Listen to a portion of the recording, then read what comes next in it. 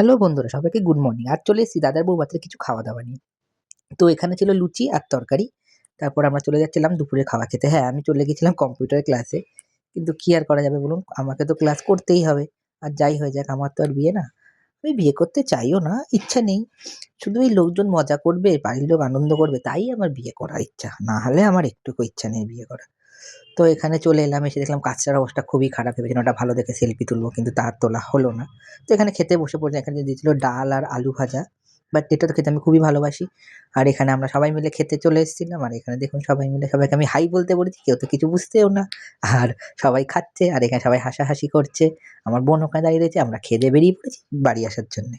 কারণ বাড়িতে যেতে আমাদের একটু শুয়ে একটু চোখ ফুলিয়ে নিতে হবে বিয়েবাড়ি অনুযায়ী।